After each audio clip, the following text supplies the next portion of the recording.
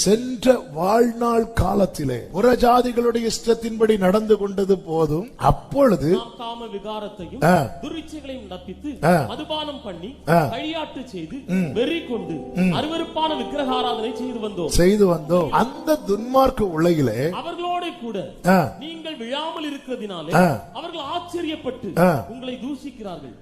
ஒரு காலத்துல இப்படி இருந்தோம், இப்போ அது வேண்டான்னு விலகும் போது, நம்ம ஒரு காலத்துல அப்படி இருக்கும்போது நம்ம கூட இருந்தவங்க எல்லாம் இப்போ கிண்டல் பண்ண ஆரம்பிக்கிறாங்க, நிந்திக்கிறாங்க, பரியாசம் பண்றாங்க. வந்துட்டான் இவன் பெருசா திருந்திட்டாராம். ஏன் நாங்கெல்லாம் வழிபடலையா, நாங்கெல்லாம் சர்ச்சுக்கு போகலையா, நாங்கெல்லாம் கும்பிடலையா?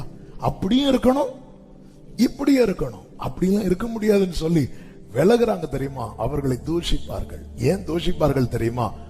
அவங்க இன்னும் விழுந்துதான் கிடக்குறாங்க, இவங்க வெளியே வந்துட்டாங்கல்ல.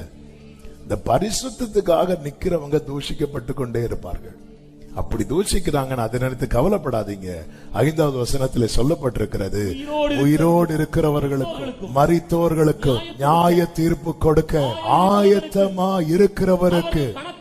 அப்படி பரிசுத்தத்துக்காய் நிற்கிறவனை நிந்திக்கிறவர்கள், தூஷிக்கிறவர்கள், ஒதுக்குகிறவர்கள் எல்லாம் கர்த்தருக்கு கணக்கு கொடுக்கும் நாள் வரப்போகிறது. ஆனால் அநேகர் என்ன பண்றாங்க, ஐயோ இவங்க ஒதுக்கிடுவாங்கன்னு சொல்லிட்டு அவங்களுக்கு ஏற்றார் போல இவங்க நம்மளை ஒதுக்கி வச்சிருவாங்க, இவங்க நம்ம கிட்ட பேச மாட்டாங்க. அப்புறம் இல்ல, என் கூட கர்த்தர் நிக்கணும்.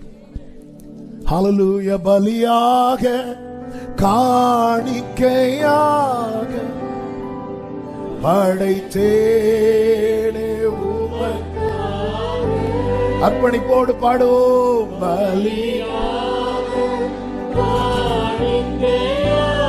படைத்தேனே படைத்தேனே,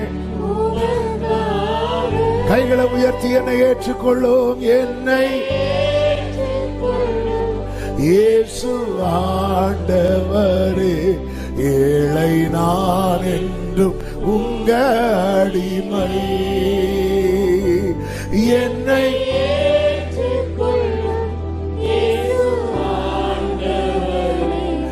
ஏழை நான் என்றும்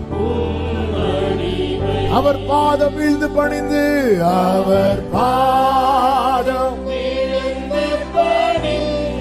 ஆனந்த கண்ணீர் வடிப்பேன். எந்த நோட்டம், எந்த நோட்டம்